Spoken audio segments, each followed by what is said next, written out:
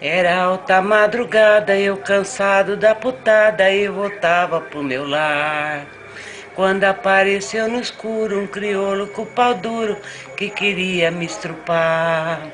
Com um negócio bem grosso, era um puta de um colosso, ele me mandou pegar.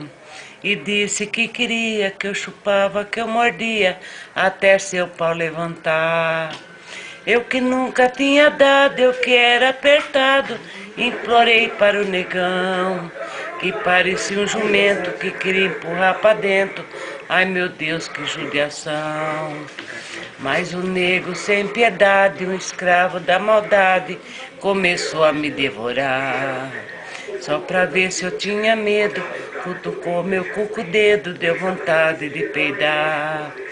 Nesta hora a gente grita, peida, chora e vomita tudo aquilo que comeu. Com as calças arrebadas, perguntei com voz cansada, quem será que me